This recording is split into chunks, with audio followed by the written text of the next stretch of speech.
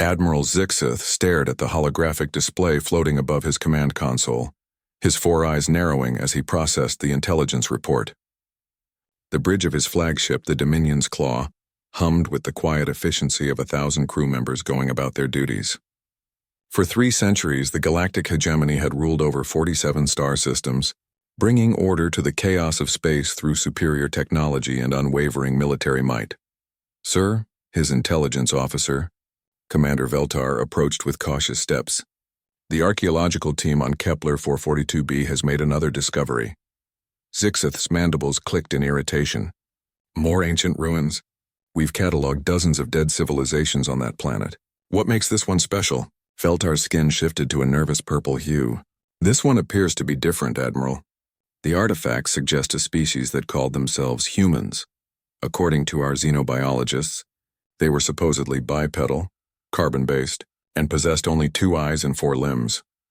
Primitive," Zixith dismissed with a wave of his clawed hand. "What of it?" "The concerning part, sir, is the scale of their civilization. The ruins span 3 continents, and preliminary scans suggest they had achieved faster-than-light travel." Veltar paused, his voice dropping to almost a whisper. "The radioactive signatures indicate they possessed weapons capable of cracking planets." Zixith turned his full attention to his subordinate. The hegemony had encountered many spacefaring races in their expansion across the galaxy, but most had been absorbed or eliminated with minimal resistance. The idea that an unknown species had possessed such destructive capabilities was disturbing. "How long ago did they go extinct?" he asked. "That's just it, sir. We can't determine if they're actually extinct. The most recent signs of their presence date back only 50 years. Some structures appear to have been deliberately abandoned, not destroyed." The Admiral's mind raced through possibilities. "Show me everything." The holographic display shifted, showing aerial views of massive cities built into mountainsides, underground complexes that stretched for kilometers, and launch facilities that dwarfed anything in current hegemony space. The architecture was alien yet somehow practical, designed for beings much smaller than most galactic species, but built to last millennia. "Notice the defensive positions." Veltar highlighted several areas. "Every major settlement has overlapping fields of fire, underground bunkers, and what appear to be weapons platforms built into the terrain itself. These humans, if that's what they were called, seem to expect war." "All species expect war," Zixith replied, though he studied the defensive arrangements with growing respect. "It's the natural state of existence." "Yes, sir, but look at this." The display zoomed in on a massive crater near what appeared to be a former city. "This impact wasn't from an asteroid or orbital bombardment. Our engineers believe it was created by a weapon that generated its own gravitational field, collapsing matter at a subatomic level." Zixith's blood ran cold. The hegemony's most advanced weapons could glass a planet's surface, but to manipulate gravity as a weapon was beyond their current technology. "Have you found any intact examples of their technology?" "A few pieces, but they're constructed from materials we don't recognize. The molecular structure appears to be artificially enhanced at the quantum level. Our science teams are calling it impossible engineering." Before Zixith could respond, alarms began blaring throughout the bridge. His tactical officer's voice cut through the noise. "Admiral, massive energy signature detected at the edge of the system. Something just dropped out of hyperspace." The main display shifted to show the outer system, where space itself seemed to ripple and bend. What emerged made Zixith's 4 hearts skip several beats. The ship was enormous, easily twice the length of his flagship, but its design was unlike anything in the galactic databases. Where hegemony vessels were built for intimidation, with angular edges and weapon ports visible across their hulls, this craft was almost organic in appearance. Its surface seemed to shimmer and shift, as if it were partially phased out of normal space. "Energy readings are off the charts," his sensor operator reported, voice trembling. "Sir, the power output from that vessel exceeds our entire fleet combined." "Classification?" "Unknown, sir. The design doesn't match any species in our records." Zixith stared at the alien vessel, a growing suspicion forming in his mind. "Computer, compare the ship's proportions to the architectural remains on Kepler 442b. After a moment of processing, the computer responded in its emotionless tone. "Correlation probability 94.7%. Vessel design parameters consistent with human architectural principles." The bridge fell silent except for the hum of machinery. Zixith felt the weight of 3 centuries of hegemony dominance pressing down on him. They had built their empire on the assumption that they were the apex predators of the galaxy, that their technology and military might were unmatched. "Sir?" His communications officer interrupted the silence. "We're receiving a transmission from the unknown vessel. Put it through." The display flickered, and suddenly they were looking at something that defied their understanding of galactic life. The being was small by galactic standards, with pale skin, 2 eyes, and what appeared to be hair covering the top of its head. It wore what looked like a military uniform, simple and functional. When it spoke, the voice was calm, almost conversational, but there was something underneath that made every being on the bridge instinctively step back. "Greetings. I am Captain Sarah Chen of the United Earth Defense Force. We've been monitoring your excavations on what you call Kepler 442b. That planet holds significant historical value to humanity." The being's expression remained neutral, but its eyes seemed to look right through the display into Zixith's soul. "We would like to discuss the return of our ancestral remains." Zixith found his voice after several seconds of stunned silence. "You're claiming to be human?" "I'm not claiming anything," Captain Chen replied. "I am human. My people have been watching your expansion for some time now. Admiral Zixith, we've been content to remain in the outer reaches of the galaxy, but you've now entered territory that holds special meaning to us." "That's impossible," Zixith sputtered. "Humans are a myth, a legend. The archaeological evidence suggests your species died out decades ago." Chen's expression shifted slightly, and for just a moment, Zixith saw something that chilled him to his core. It was the look of a predator deciding whether its prey was worth the effort to hunt. "Admiral," she said softly, "we didn't die out. We just learned to be very, very quiet." The silence on the bridge of the Dominion's claw stretched for nearly a minute after Captain Chen's transmission ended. Admiral Zixith stared at the now blank display, his mind struggling to process what he had just witnessed. In 300 years of hegemony expansion, no species had ever addressed them with such casual confidence. "Admiral," Commander Veltar whispered, "should we consider this a threat?" Before Zixith could answer, his tactical officer interrupted with rising panic in his voice. "Sir, we have a problem. Multiple contacts just appeared throughout the system." The main display shifted to show the tactical overview, and Zixith felt his world tilt. Where moments before there had been empty space around the human vessel, now dozens of ships materialized as if they had simply decided to become visible. Each one was different in design, ranging from sleek vessels that looked more like living creatures to massive angular dreadnoughts that seemed to be built from dark matter itself. "How is that possible?" Zixith demanded. "Our sensors should have detected anything larger than an asteroid." His chief science officer, Dr. Kelnoth, was frantically working at her station. "Admiral, I'm detecting quantum signature fluctuations consistent with phased matter. These ships were here the entire time, but they were existing in a parallel dimensional space." "Explain that in terms I can understand." "They were hiding in the spaces between normal space, sir." "It's theoretically possible, but the energy requirements would be enormous, and the technological precision needed." She trailed off, her voice filled with awe and fear. Zixith's communication console chimed again. This time, Captain Chen appeared on a smaller display, her expression businesslike. "Admiral, I believe we need to have a more detailed conversation. I'm requesting permission to come aboard your vessel." "Absolutely not," Zixith responded immediately. "You'll forgive me if I'm not inclined to allow unknown aliens onto my command ship." Chen's eyebrows rose slightly. "Unknown aliens?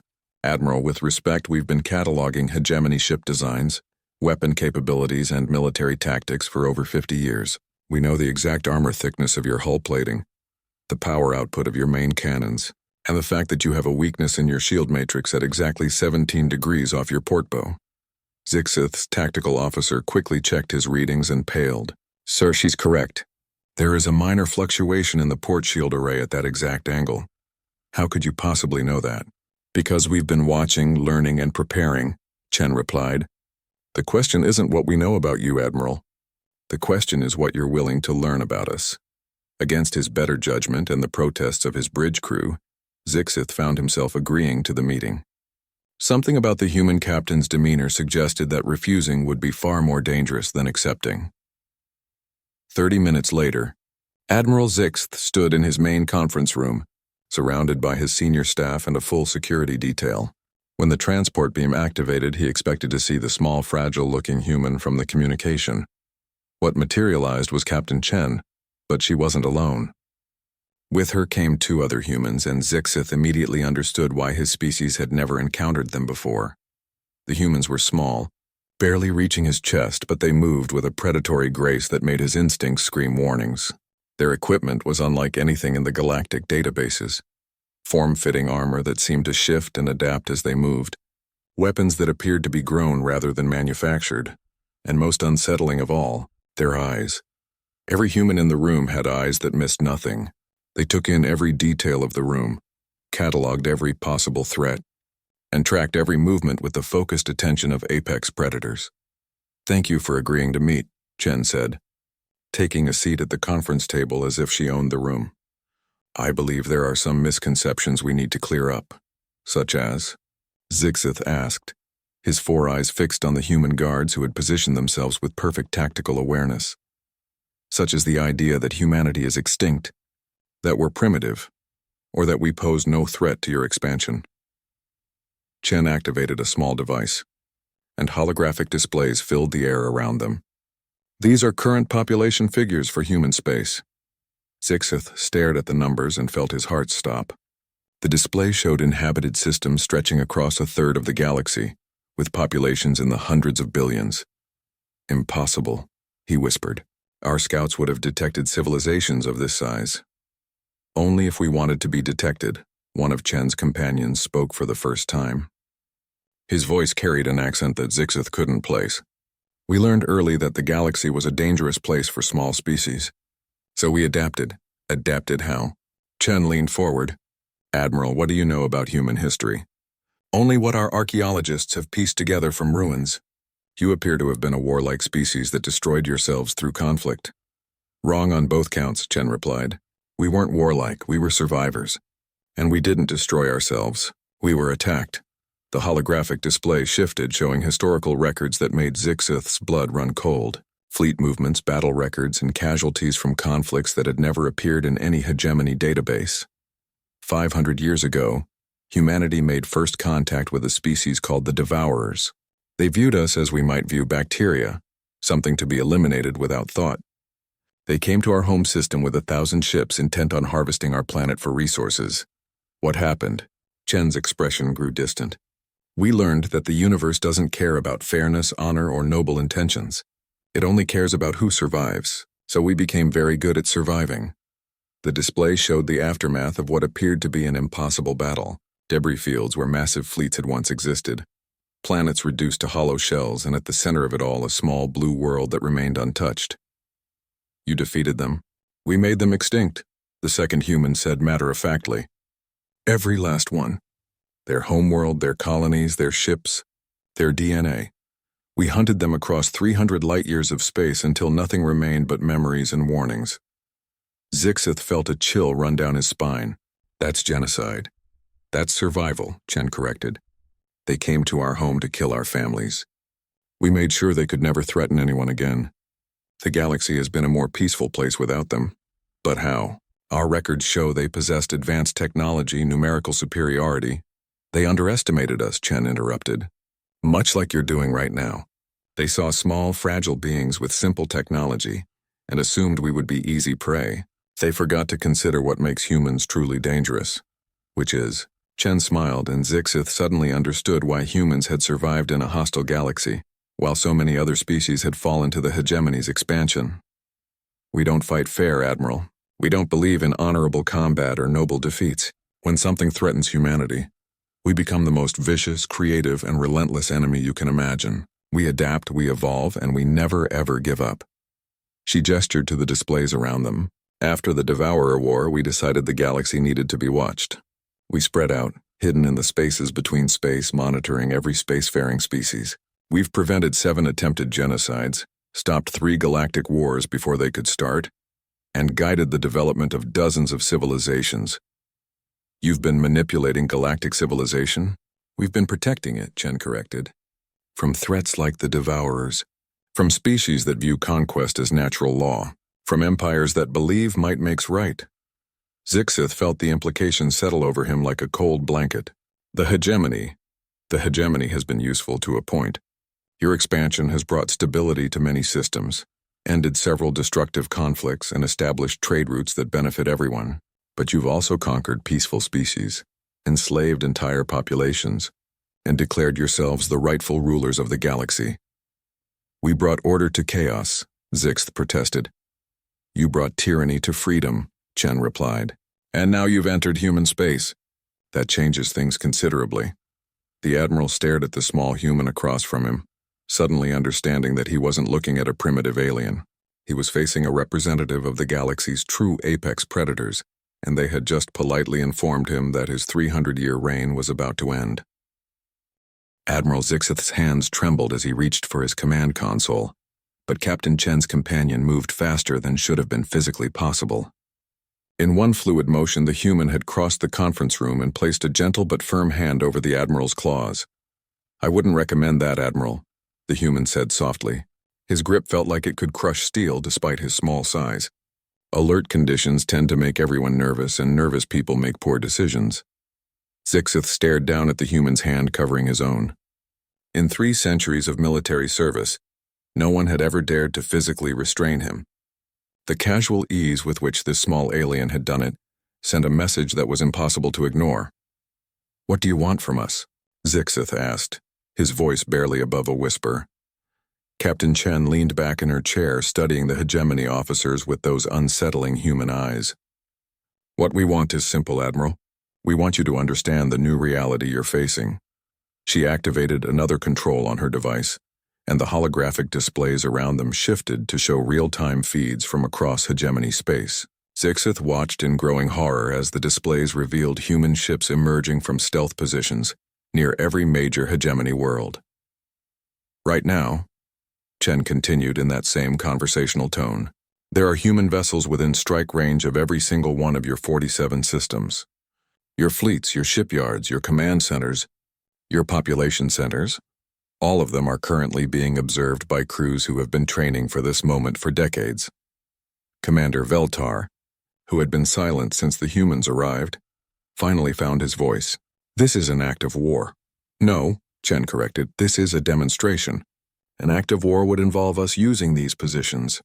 Would you like to see what that would look like? You're bluffing, Zixith said, though he didn't sound convinced even to himself. The logistics alone, computer, Chen addressed the air, and to everyone's shock, the ship's AI responded. Yes, Captain Chen? Zixith felt his world collapse a little more. How are you interfacing with our systems? Your computer networks have been fully mapped and integrated into our tactical systems for the past 6 hours, Chen explained. We needed to ensure accurate targeting data for our demonstration. Demonstrate what? Chen's expression grew serious. The difference between fighting a war and ending one. Computer, show Admiral Zixith the Kepler 442b scenario. The holographic display shifted to show the planet where this had all started, but the view was different. Instead of ancient ruins, they were looking at the planet as it had been 50 years ago. A thriving world with billions of inhabitants, massive cities, and orbital defense platforms that dwarfed anything in current hegemony space. This was New Terra, Chen explained. One of humanity's first major colony worlds outside our home system. Population, 4 billion humans and allied species. It was attacked by a coalition of 3 different alien empires working together. What happened to it? Watch. The display showed the approaching fleet, over 2,000 warships from 3 different species converging on the planet from multiple vectors. It should have been impossible for any world to survive such an assault. Then the humans began to fight back. What Zixith witnessed defied every principle of warfare he had ever learned. The human defenders didn't meet the enemy fleet in space. Instead, they seemed to simply disappear. One moment there were human ships visible on sensors. The next they were gone as if they had never existed. The attacking fleets approached the planet, confident in their overwhelming numbers and firepower. That's when the humans struck. Ships began exploding throughout the enemy formations, but not from any visible weapons fire. They simply came apart at the molecular level, as if reality had decided they shouldn't exist anymore. Sixth watched as 1,000-meter-long dreadnoughts folded in on themselves, their hulls collapsing into spaces that couldn't contain them. Dimensional warfare, Chen explained quietly. We learned to fight in spaces between spaces, to use the universe's fundamental forces as weapons. Watch what happens next. On the display, the surviving enemy ships, less than half the original force, finally reached the planet's orbit. They began bombardment operations, raining fire down on the surface that should have cracked the world's crust. Instead, the bombardment energy simply vanished. Every weapons blast, every orbital strike, every fusion warhead disappeared into what appeared to be empty air around the planet. Energy absorption fields, Chen continued. We converted their weapons fire into power for our own systems. The more they attacked us, the stronger we became. But the most terrifying part was yet to come. As the enemy fleets maneuvered for better attack positions, space around them began to change. Stars shifted position, gravity flows reversed, and the laws of physics seemed to bend to human will. We discovered that reality is much more flexible than most species believe, Chen said. Mathematics isn't just for calculations, it's the programming language of the universe. And humans have always been very good at rewriting code. The display showed the final moments of the battle. The remaining enemy ships found themselves trapped in a pocket dimension where time moved differently. Zixith watched as centuries passed for the attacking fleets in the space of seconds, their crews aging to dust while their ships slowly decayed into nothingness. The entire battle lasted 14 minutes, Chen concluded. The cleanup took another 6 minutes. By the time it was over, 3 different species had lost their entire military capabilities, and one had lost the knowledge of faster-than-light travel. You committed genocide, Veltar accused. We defended our home, Chen replied. The crews aboard those ships died of old age peacefully, after living full lives in accelerated time. Their species survived, but they never again possessed the ability to threaten anyone. They learned to be peaceful. Zixith stared at the now empty space where New Terra should have been. Where is the planet now? Somewhere safe, Chen answered. We learned that the galaxy is dangerous for fixed targets, so we learned to move them. You can move planets. Admiral, we can move stars if necessary. The question isn't what we can do, it's what we choose to do. And right now, we're choosing to have a conversation instead of a war. The human captain stood up, and her 2 companions flanked her with movements so precise they seemed choreographed. The hegemony has been a useful force for stability in the galaxy, but it's also been a source of oppression and conquest. That ends now. You can't just dictate terms to us, Zixith protested, though his voice lacked conviction. We're not dictating anything, Chen replied. We're offering you a choice. The hegemony can evolve into something better, a federation based on cooperation rather than domination, trade rather than tribute, protection rather than conquest. Or what? Chen's smile was small and sad. Or you can join the other extinct empires that thought they could rule the galaxy through force alone. The choice is entirely yours, Admiral. She turned toward the door, then paused. Oh, and Admiral? The gravitational weapon that created the crater on Kepler 442b. That was just a mining tool. We use it to clear asteroids for space construction. You might want to keep that in perspective as you consider your options. As the humans prepared to leave, Zixith found his voice one more time. Why reveal yourselves now? Why not continue hiding? Chen looked back at him, and for a moment he saw something almost like sympathy in her alien eyes. Because the galaxy is about to face a threat that will make the devourers look like an inconvenience. Something is coming from outside our galaxy, and when it arrives, every species will need to work together to survive. The age of conquest is over, Admiral. The age of cooperation begins now. With that, the humans vanished in a transport beam that left no trace of their presence except for the weight of their words, and the knowledge that the universe had just become a very different place. 3 weeks after the encounter with Captain Chen, Admiral Zixith stood before the Grand Assembly of the Hegemony Council on their capital world of Supremus Prime. The massive chamber held representatives from all 47 member species, their various forms filling tiered seating that rose toward a domed ceiling, painted with scenes of hegemony victories. Today, those painted conquests felt like ancient history. You expect us to believe, High Counselor Thraknith's voice boomed through the chamber, that a species we've never encountered has been watching us for centuries. That they possess technology that makes our fleet look like children's toys? Zixith activated the holographic projector before him, displaying the recorded conversations with Captain Chen. I expect you to believe the evidence, High Counselor. Our entire fleet remains intact only because they chose to let it remain so. The assembly erupted in angry chittering, growling, and other species-specific sounds of displeasure. Counselor Velmesh of the Saurian Collective slammed her massive tail against the floor for attention. Even if this human captain spoke truth, Velmesh's voice carried the authority of someone who had led armies. What does she expect us to do? Dissolve 3 centuries of order? Release our protectorates to chaos? She expects us to evolve, Zixith replied. And frankly, after reviewing our expansion history through human eyes, perhaps she has a point. The chamber fell silent. In 300 years of hegemony history, no military commander had ever suggested their methods were flawed. High Counselor Thrakneth's 6 eyes narrowed dangerously. Explain yourself, Admiral. Zixith took a breath that might be his last as a free being. In the past 50 years alone, we've forcibly annexed 17 systems whose only crime was having resources we wanted. We've relocated populations against their will, conscripted soldiers from conquered worlds to fight their own neighbors, and declared entire species protectorates, which is just slavery with better public relations. We brought order to the galaxy, Counselor Velmesh protested. Before the hegemony, these species fought constant wars, destroyed their own worlds through resource depletion, and lived in barbarism. Some did, Zixith agreed. Others lived in peace until we arrived.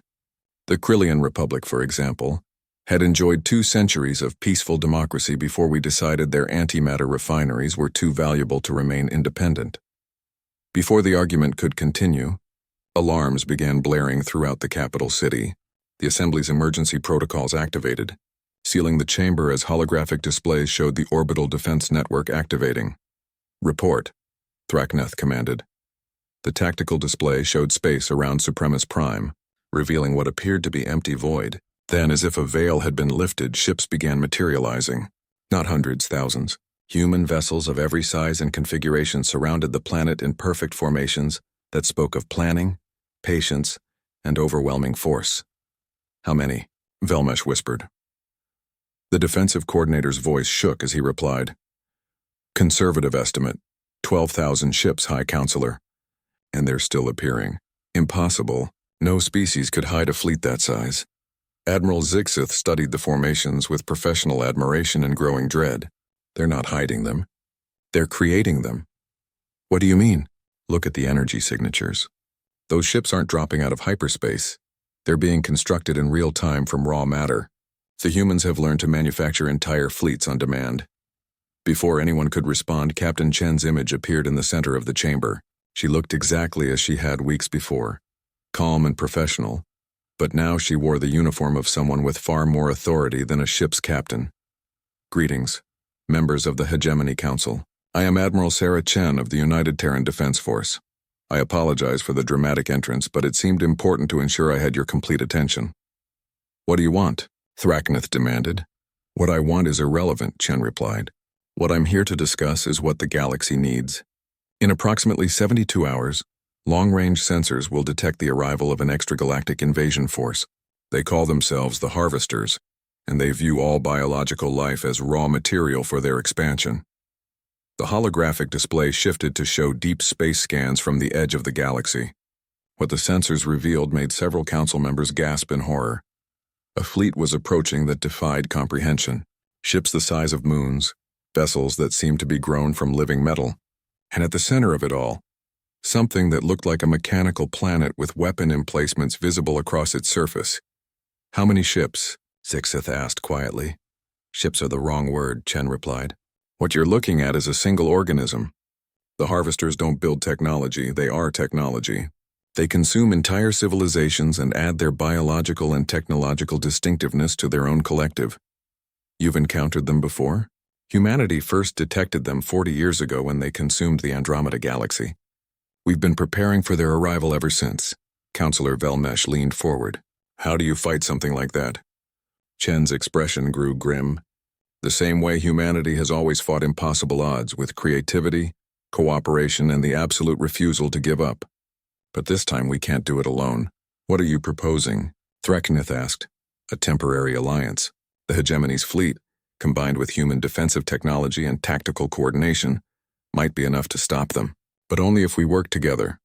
And after the threat is ended? After the threat is ended, the galaxy changes, Chen replied.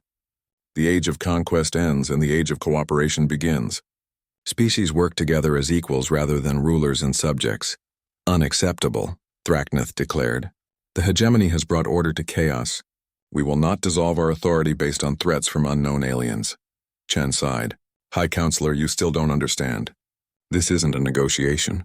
The harvesters are coming whether you're prepared or not. The only question is whether your species survives the encounter. Are you threatening us? I'm offering to save you, Chen replied. The choice is yours. Suddenly, the chamber shook as something massive impacted the planetary shields. The defensive displays showed incoming fire from the human fleet. But the weapons weren't targeting the planet. They were demonstrating their capabilities by systematically destroying asteroids throughout the system. Each asteroid didn't just explode, it ceased to exist, converted into pure energy that the human ships absorbed and redirected. The demonstrations lasted exactly 60 seconds, long enough to show what human weapons could do to matter, but not long enough to be considered an actual attack. Impressive, Velmesh admitted grudgingly. But what guarantee do we have that humanity won't simply replace the hegemony as galactic rulers? Because we don't want to rule you, Chen replied. We never have. Ruling requires time, attention, and resources that we prefer to spend on exploration, research, and protecting those who can't protect themselves. Then what do you want? Chen's image smiled, and for the first time Admiral Zixth saw something other than professional competence in her expression. He saw hope. We want you to be better than you are, she said simply. We want the hegemony to evolve from a conquering empire into a federation of willing partners.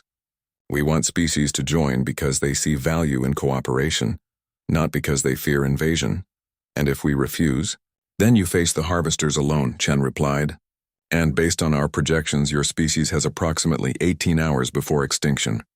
The chamber fell silent as the weight of the choice settled over them. Around the planet, 12,000 human ships waited patiently for an answer that would determine the fate of galactic civilization. The vote took 6 hours of heated debate, but in the end, survival instinct prevailed over pride. The Hegemony Council agreed to the temporary alliance by a narrow margin, with the understanding that the political ramifications would be addressed after the immediate threat was eliminated. Admiral Zixth found himself appointed as the hegemony's military liaison to the human fleet, a position that required him to transport to Admiral Chen's flagship for tactical coordination. What he discovered there challenged everything he thought he knew about space travel and military operations. The human command ship, the Resolve, wasn't built. It was grown. The corridors seemed to pulse with their own life, the walls shifting subtly to accommodate different species' physical needs. When Zixith mentioned the size of the vessel, his human escort simply smiled. This isn't actually a ship, Lieutenant Commander Torres explained as they walked toward the bridge. It's a piece of folded space that we've convinced to behave like a ship. The actual dimensions exist in 11 different spatial configurations simultaneously. I don't understand. Neither did we, until about 30 years ago. Turns out reality is much more flexible than anyone realized. We learned to ask nicely, and sometimes the universe says yes. The bridge of the Resolve defied comprehension. It wasn't a room so much as a three-dimensional space where beings from dozens of different species worked at stations that seemed to exist in multiple dimensions at once. Humans coordinated with crystalline beings who communicated through harmonic resonance, while cat-like aliens with 6 limbs operated controls that responded to thought rather than touch. Admiral Zixith, Chen called out as he entered. Welcome aboard. I trust the transportation was comfortable? Your technology is... Zixith struggled for words. How long have humans possessed these capabilities? About as long as we've existed, Chen replied. We just learned to use them effectively after the Devourer War. Fear is an excellent teacher. She gestured to the main display, which showed a real-time tactical view of the entire galaxy. Hegemony fleets were visible as blue markers, while human forces appeared in green. But what dominated the display were the red markers approaching from intergalactic space. The harvesters will arrive at the outer rim in 14 hours, Chen explained. They'll consume the first inhabited system they encounter to replenish their resources, then begin systematic harvesting operations throughout the spiral arms. Zixith studied the enemy formation with growing horror. How many biological entities are we facing? Wrong question, Chen replied. The harvesters aren't individual beings, they're components of a collective organism. Think of them as white blood cells in a galaxy-sized immune system that considers all other life forms to be infections. How do you fight something like that? Very carefully, and with the understanding that conventional warfare is useless. Chen manipulated the display to show detailed scans of the approaching threat. The harvesters don't just assimilate technology, they adapt to it in real time. Every weapon we use against them makes them stronger unless we can prevent them from analyzing it. Then how? We cheat, Chen interrupted with a grin that reminded Zixith why humans were considered apex predators. We use weapons they can't adapt to because they exist outside the normal laws of physics. Over the next several hours, Zixith received an education in human military doctrine that fundamentally changed his understanding of warfare. The humans didn't just fight with superior technology, they fought with rewritten reality. Their primary weapons weren't energy beams or projectiles, but localized alterations to the fundamental constants of physics. They could make gravity stronger or weaker, change the speed of light in specific areas, or convince matter that it preferred existing in a different dimensional state. The key, Chen explained as they watched human technicians install reality modification equipment on hegemony vessels, is that the harvesters are bound by the same physical laws that govern the rest of the universe. Change those laws locally and they become helpless. But how do you change the laws of physics? Mathematics, replied Dr. Elizabeth Harper, the human fleet's chief science officer. Reality is just an equation, Admiral. A very complex one, but still just math. Change the variables and you change the outcome. Dr. Harper showed him displays of human weapons that looked more like abstract art than military hardware. Devices that generated localized fields where time moved backward, projectors that convinced space to fold in on itself, and most disturbingly, something called a causality inverter that could make effects precede their causes. This is madness, Zixith muttered. This is survival, Chen corrected. The universe is vast, hostile, and full of things that want to kill you. Humans learned to make the universe itself our ally instead of our enemy.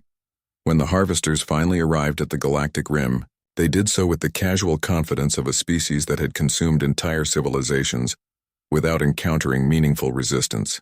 Their first target was Kepler Station, a hegemony research outpost with a population of 50 million across 17 different species. Why aren't we moving to intercept? Zixith demanded as the human and hegemony fleets remained at their defensive positions. Because we're not trying to save the station, Chen replied quietly. We're trying to save the galaxy. Sometimes that requires sacrifices. Zixith watched in horror as the Harvester Vanguard reached Kepler Station. The assault was unlike anything he had ever witnessed. The attackers didn't bombard the station. They simply absorbed it. The massive structure, along with every living being aboard, was consumed and converted into raw material for the Harvester Collective. But as the consumption process completed, something unexpected happened. The newly absorbed matter began to behave strangely, flickering between dimensions and occasionally ceasing to exist entirely. What's happening to them? Chen smiled grimly. Humans evacuated that station 3 days ago and replaced the entire population with very sophisticated holographic duplicates. What the harvesters just consumed wasn't biological matter, it was a computer virus. On the display, chaos erupted throughout the harvester formation. Ships began malfunctioning as their systems tried to process data that defied logical analysis. Some vessels folded in on themselves, while others simply drifted dead in space as their collective consciousness struggled with information that didn't fit their understanding of reality. A virus that attacks consciousness itself, Dr. Harper explained. We've been working on it for 40 years, ever since we first detected their approach. It's designed specifically to target hive mind entities. How long will it affect them? Long enough, Chen replied. Admiral, signal the fleet. Operation Prometheus begins now. Zixith watched as thousands of human ships moved with precision that seemed almost supernatural. They didn't attack the Harvester fleet directly. Instead, they began implementing something called tactical reality adjustment. Space around the Harvesters began to change. Gravity fields fluctuated wildly, sending massive ships spiraling out of control.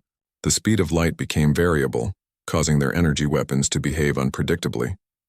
Most devastating of all, the humans began implementing localized areas where the laws of thermodynamics operated in reverse. "We're not destroying them," Chen explained, as harvester vessels began to consume themselves. "We're convincing the universe that they never should have existed in the first place." But even as the human weapons proved their effectiveness, Zixith could see that the battle was far from over. The harvesters were adapting, learning to function despite the reality distortions. Worse, more of their ships were arriving from intergalactic space, millions of them stretching across light years of space. "There are too many of them," he whispered. "Yes," Chen agreed. "Which is why we're not going to fight them all." "What do you mean?" Admiral Chen turned to him, and Zixith saw something in her expression that terrified him more than the approaching harvester fleet. It was the look of someone who had already decided to pay the ultimate price for victory. "We're going to do what humans do best, Admiral," she said quietly. "We're going to break the rules." Admiral Zixith felt the fabric of reality shift around him as the resolve moved into position for what Admiral Chen had cryptically called the final gambit. The human fleet had been retreating for 6 hours, drawing the harvester forces deeper into the galaxy, while hegemony vessels provided covering fire and evacuation support for civilian populations. "Admiral," Chen announced to the bridge crew, "initiate Omega Protocol authorization." The response from her crew was immediate and chilling. Every human on the bridge stood at attention and spoke in unison. "Omega Protocol acknowledged. For the preservation of life, we choose sacrifice." Zixith had never heard anything like it. The words carried the weight of ritual, of something practiced but hoped never to be used. "What is Omega Protocol?" he asked. Chen turned to him, and he saw that her eyes held the same expression he had seen in warriors who knew they would not survive the coming battle. "It's humanity's final contingency plan, developed after the Devourer War. When facing an existential threat to galactic civilization, we're authorized to use weapons that we normally consider too dangerous to exist." "More dangerous than rewriting physics?" "Much more dangerous," Dr. Harper replied from her station. "What we've been using are tactical modifications to local space-time. Omega Protocol involves strategic modifications to the fundamental structure of reality itself." On the main display, the harvester fleet continued its advance. Despite the effectiveness of human reality distortion weapons, the collective had adapted with frightening speed. Their ships now moved through zones of altered physics as if they were minor inconveniences, and their consumption rate had actually increased. "They're learning too fast," Lieutenant Commander Torres reported. "At current adaptation rates, they'll be immune to our reality modifications within 4 hours. "Then we don't have 4 hours," Chen replied. "Begin Omega sequence initialization." What happened next defied Zixith's understanding of technology, physics, and sanity. Throughout the human fleet, ships began to change. Not their configuration or armament, but their fundamental nature. They started to exist in multiple dimensions simultaneously, their hulls becoming translucent as they phased between different layers of reality. "What are you doing to your ships?" "We're not modifying the ships," Chen explained. "We're modifying ourselves. Humanity is about to evolve beyond physical existence. That's impossible. 30 years ago, we thought faster-than-light travel was impossible," Dr. Harper countered. "Then we discovered that space is just a suggestion, and suggestions can be ignored with the right mathematics." The display showed the human fleet beginning to merge with the quantum foam that underlies all reality. Individual ships became indistinguishable from the fabric of space-time itself, their crews existing as patterns of information rather than biological matter. "You're committing suicide," Zixith protested. "We're committing evolution," Chen corrected. "And it's not suicide if it works." The harvester fleet, sensing something unprecedented occurring, accelerated their approach. Their massive ships moved with predatory urgency, as if they recognized that their prey was about to escape in a way they couldn't follow. "Omega sequence at 60% completion," Torres reported, her voice already beginning to echo strangely as she existed partially outside normal space. "Consciousness transfer stable across all vessels." "What happens to your physical forms?" "They become unnecessary," Chen replied, her image already becoming translucent. Humanity is about to discover what we really are when we're not limited by matter. Zixith watched in fascination and horror as the human fleet completed its transformation.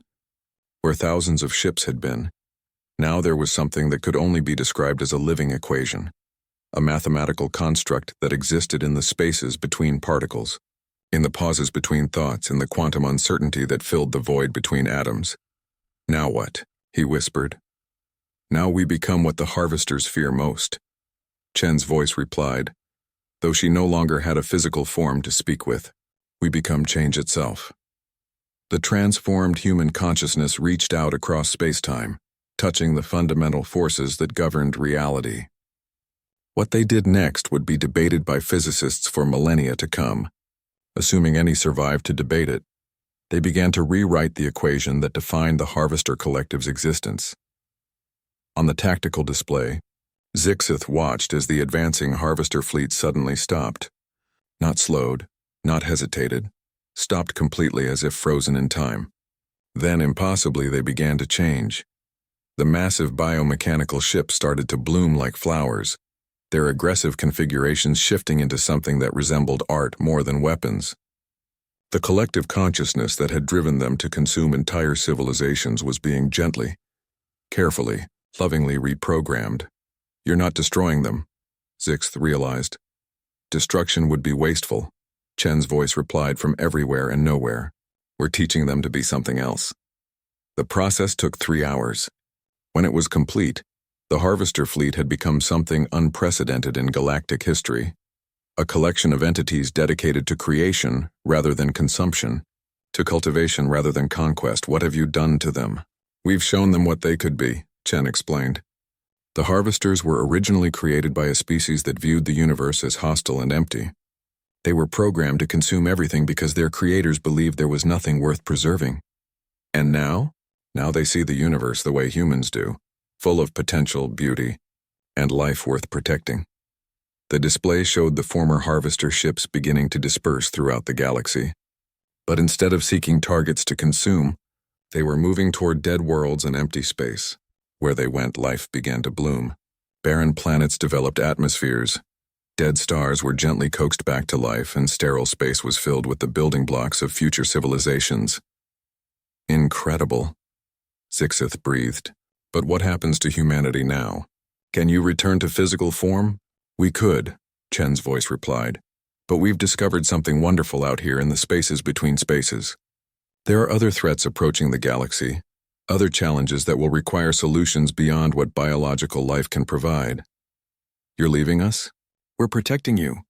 Humanity will always be here, Admiral, watching from the quantum foam, ready to help when the impossible becomes necessary." Zixith felt a deep sadness at the realization that humanity had transcended physical existence to save the galaxy. "What should we tell our people about what happened here?" "Tell them the truth." Chen's voice grew warm with something that might have been laughter. "Tell them that when the universe seemed darkest, when extinction appeared inevitable, a species that was supposedly extinct chose to sacrifice everything to save everyone else. Why? Why would you do this for us when we didn't even know you existed? Because that's what humans do, Admiral. We protect those who can't protect themselves. We stand against the darkness, and we never, ever give up, even when it costs us everything." The presence of the transformed human consciousness began to fade from normal space, moving into dimensions where thought was action and will was reality.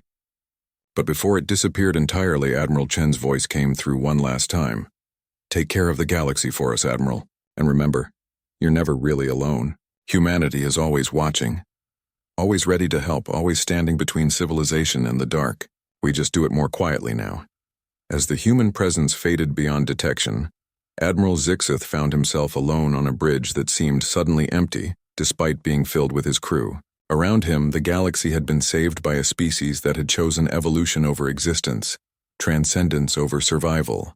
The age of conquest was truly over. The age of cooperation, guided by invisible guardians who had once been human, had begun. 5 years had passed since what historians were calling the Transcendence, and the galaxy had changed in ways that none of its inhabitants could have imagined. Admiral Zixith, now bearing the title of Supreme Coordinator of the Galactic Cooperation Council, stood in the observation deck of Unity Station, watching ships from 100 different species arrive for the annual assembly of worlds. The station itself was a testament to the new age. Built from materials that the former harvesters had created from quantum foam and stellar matter, it existed partially outside normal spacetime, allowing beings from different dimensional phases to interact safely. The architectural style was unmistakably human in its blend of function and beauty, though no human hand had touched its construction. Remarkable, isn't it? Dr. Kelnoth approached from behind, her scientific instruments recording readings that still amazed her years later. The station's dimensional stability has improved again, almost as if someone is fine-tuning it from outside normal space. Zixith nodded, his gaze fixed on a section of space that seemed to shimmer slightly more than the rest. They're still out there, aren't they? Still watching. The quantum fluctuation patterns suggest active observation and occasional intervention, Kelnoth confirmed. But they're being very subtle about it. Most species don't even realize they're being protected. The galaxy had indeed been protected. In the 5 years since the Transcendence, 17 potential civilization-ending threats had been quietly neutralized before they could develop into serious problems. Rogue artificial intelligences had suddenly developed ethical programming overnight. Aggressive species discovered their warlike tendencies mysteriously diminishing. Cosmic phenomena that should have sterilized entire sectors had inexplicably changed course or simply ceased to exist. Supreme Coordinator, his aide, Commander Veltar approached with the day's reports. The assembly is ready to begin. All member species have confirmed attendance, including the 3 new applicants. How many worlds does that make now? 2,437 inhabited systems have joined the Cooperation Council, Veltar replied, with an additional 800 in various stages of the application process. It was unprecedented in galactic history. The old hegemony had ruled 47 systems through force and intimidation. The new council governed nearly half the galaxy through voluntary cooperation, mutual benefit, and what could only be described as the lingering influence of human idealism. As Zixith made his way to the assembly chamber, he reflected on how much had changed. The council operated on principles that would have seemed impossibly naive during the hegemony era. Decisions were made by consensus, resources were shared based on need rather than power, and conflicts were resolved through mediation rather than conquest. The transformation hadn't been without challenges. Several species had attempted to exploit the new system's apparent weaknesses, only to discover that their aggressive actions were somehow always thwarted by unlikely coincidences. Fleets suffered mysterious mechanical failures, weapons malfunctioned at critical moments, and warlike leaders often experienced sudden changes of heart that their own people described as miraculous. The assembly chamber was a vast spherical space where representatives floated at equal distances from each other, eliminating any sense of hierarchy or dominance. As Zixith took his position, he looked around at the incredible diversity of life that had come together in peace. There were the crystalline resonants, who communicated through harmonic frequencies that could shatter stone, the void swimmers, gaseous beings who existed primarily in deep space but had learned to compress themselves into interaction suits, the collective minds which had once been individuals but had chosen to merge into gestalt entities, and dozens of other species, each unique, each contributing something valuable to galactic civilization. Before we begin today's proceedings, Zixith announced, I have a special report to share. The chamber fell silent as the main display showed long-range sensor readings from the galactic edge. What they revealed made several representatives gasp in wonder. 3 months ago, our deep space monitoring stations detected an unprecedented phenomenon. The former harvester entities, now calling themselves the cultivators, have begun a project that spans multiple galaxies. The display showed vast structures being built in intergalactic space, not weapons or ships, but gardens. Cosmic gardens where new forms of life were being carefully nurtured, where planets were being seeded with the potential for consciousness, where entire solar systems were being arranged to optimize the development of civilization. They're creating life, whispered Representative Thalaness of the Empath Collective, on a scale beyond imagination. It appears that humanity's final gift to the galaxy was teaching the harvesters to see beauty instead of resources, potential instead of matter to be consumed. Zixith paused, looking around the chamber. But that's not the only news. The display shifted to show readings from quantum sensors, revealing patterns in the cosmic background radiation that defied natural explanation. Our scientists believe these patterns represent messages, Zixith continued. Communications from humanity, encoded in the fundamental structure of space-time itself. Dr. Kelnoth activated her portable display, showing the decoded information. The messages are simple but profound. They're teaching us about technologies we haven't discovered yet, warning us about potential threats we haven't encountered, and she paused, emotion evident in her voice. They're telling us they're proud of what we've accomplished. The chamber erupted in discussion as representatives processed this information. When the noise subsided, it was Representative Kethmore of the Ancient Ones who spoke first. If humanity is still protecting us, still guiding us, then are we truly independent? Are we governing ourselves, or are we children being watched by invisible parents? It was a question that had haunted many species since the Transcendence. Were they truly free? Or were they living in a carefully maintained illusion of self-determination? The answer came from an unexpected source.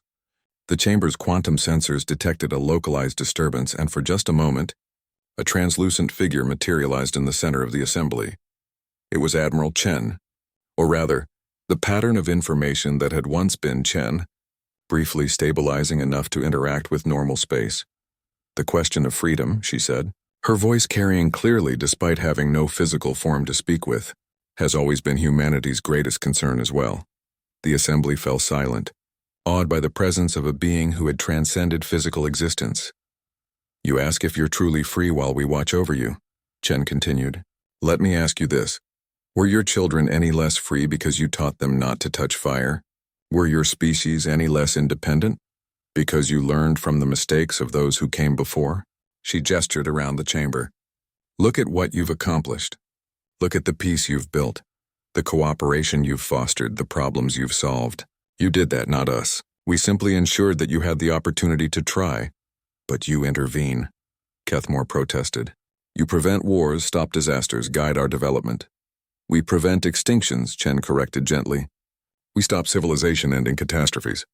But every choice about how to live, how to grow, how to become better, those are yours to make. We're not your rulers. We're your safety net. The chamber buzzed with quiet conversation as representatives processed this revelation. Why reveal this to us now? Zixith asked. Chen's image smiled. Because you're ready to know. Because the galaxy has grown beyond the need for invisible guardians. Because humanity believes it's time for the next phase, which is, humanity is preparing to leave this galaxy, Chen announced, causing a wave of shock throughout the assembly. There are other galaxies out there, other civilizations facing the same challenges you once faced. The universe is vast, and there's always someone who needs help standing against the dark. The impact of her words was immediate and overwhelming. Many representatives began speaking at once, their voices filled with concern, gratitude, and fear. But who will protect us? Someone called out. Chen's expression grew warm with something that transcended mere affection. You will protect each other. You've learned everything we could teach you about cooperation, about standing together against impossible odds, about refusing to give up when everything seems hopeless. She gestured around the chamber again. This assembly, this council, this galaxy-spanning civilization you've built, this is humanity's true legacy. Not our technology, not our weapons, not even our sacrifice. Our legacy is the proof that different species can work together, that peace is possible, that cooperation is stronger than conquest. Will we ever see you again? Zixith asked quietly. You see us every day, Chen replied. Every time you choose cooperation over conflict, every time you help someone who can't help themselves, every time you refuse to give up when faced with the impossible, that's humanity. That's what we were, what we are, and what will always be wherever we go. Her image began to fade. Take care of the galaxy, my friends. Make it a place where life can flourish, where peace can grow, where hope never dies. And remember, somewhere out there in the dark between the stars, humanity is still standing watch, still protecting those who need protection, still refusing to let the light go out. With that, she was gone, leaving behind an assembly of representatives who suddenly understood that they had just been graduated from the greatest school in galactic history. The age of cooperation would continue, But now it would be guided by the wisdom humanity had taught them rather than by humanity's direct intervention. The galaxy was finally ready to stand on its own, and somewhere in the spaces between spaces, in dimensions where thought was reality and will was law, humanity smiled and turned their attention to the distant galaxies where new civilizations were just beginning to reach for the stars. The work of standing against the dark was never finished. But then again, neither was humanity.